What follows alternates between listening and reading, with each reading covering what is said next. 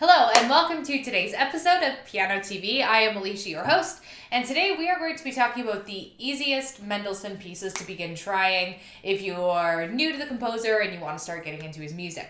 Now, a caveat is that Mendelssohn's music is not for beginners. His easiest piano compositions start at around a grade 6 level, which is pretty solidly intermediate, and most of his pieces are for that late intermediate, early advanced, all the way through advanced levels. So if you're like an intermediate student, you might be able to start trying out his compositions. I just wanted to say that at the front. So if you're a beginner, look elsewhere. We've done these easiest of videos for a variety of composers, some of which you have compositions for the beginning student. So 2 off the top of my head, actually 3, I think we've done this for Mozart too, but Beethoven and Bach also have some compositions that you can look at if you're just starting out. So we are going to have a look at all of Mendelssohn's important piano compositions, well, the ones I think are important. We're going to talk about them all, even though most of them are quite difficult, we are going to just kind of touch on them so you have a sense of where you're going, what your trajectory is. So let's get started. Here are the categories we'll talk about in turn with Mendelssohn's music. So we're going to go through, and it's kind of in order from easiest to most challenging. So his 6 children's pieces, opus 72, his many songs without words, 3 fantasies, opus 16, and then 3 preludes, opus 104A, and then there's just a few other pieces we're going to look at as well. Mendelssohn's collection of 6 children's pieces, which is not just for children, is a great starting point with Mendelssohn's music. The easiest is the first one, and probably the second one would be the second easiest as well. It's a grade 6 level and then a grade 8 level. All of his opus 72 pieces are pretty doable for the intermediate to early advanced student. I've just listed the 2 easiest ones here. Now, he created this album for children that he was related to. It was kind of just a way to give them some music to study.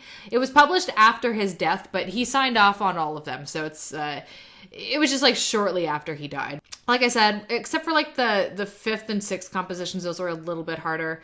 The first 4 are all super doable. And they're not quite as famous as the songs without words, which we're going to discuss next, but I would say they're probably second from the top. Among his most famous piano compositions are his many songs without words. And these were well known in his lifetime too.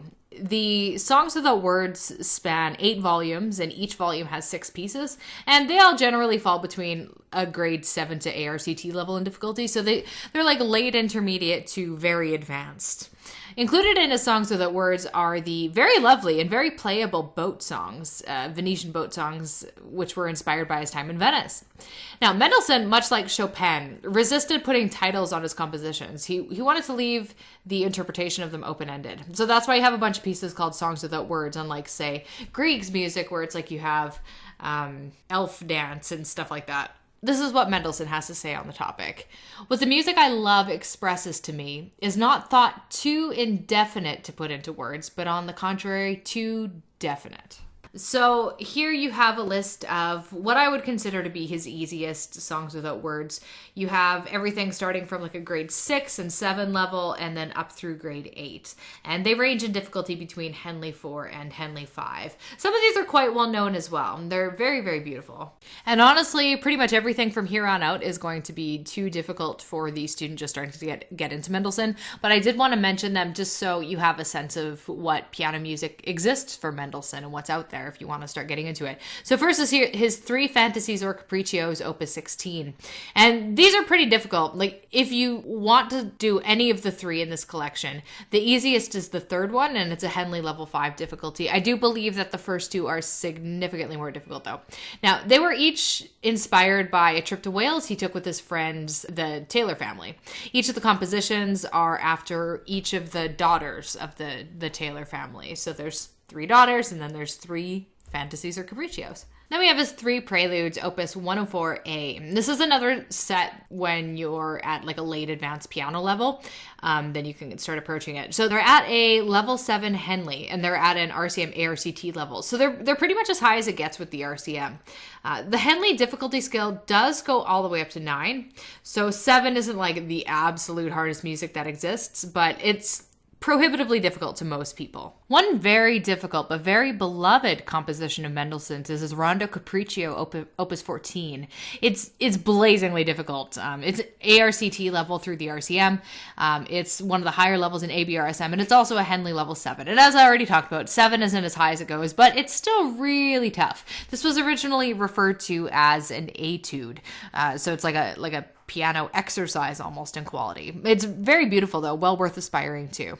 He also wrote a lovely set of variations, his serious variations, Opus 54. And like his Rondo Capriccio, it's very difficult, but also very beautiful. Henley 8, so Henley ranks it even harder, but it's an ARCT level through the RCM, and it's the licentiate level for ABRSM. And then we have his Opus 34 Prelude and Fugue sets. They're around Henley 7 to 8, and again, like a licentiate level with ABRSM. So here's a roundup of the best pieces to start with by Mendelssohn. It's a pretty straightforward list, as most of his music is beyond the grade 9 level. So what you're looking at is basically what we talked about in the first two categories, his songs without words and his children's pieces. And everything listed below is going to fall between a grade 6 to 8 level, which is meant for the advancing intermediate student. So you could go in order here, or you could just do a few of them, but that'll get you started with Mendelssohn. So the first two are from the children's pieces, and then the next four are some of his songs without words. I hope you enjoyed today's video about the easiest pieces of Mendelssohn for piano. If you are an intermediate student looking to get into his music, I hope you got something out of it. And you can definitely check out some of the other videos we've done on the same topic. For the more advanced students among you, you might want to check out Chopin, Rachmaninoff, Franz Liszt, etc. We've done a variety of them. So we have a full YouTube playlist with all of that stuff. So definitely check that out. Thank you so much for watching. You can subscribe if you haven't already. And I will catch you in the next one. Bye, guys.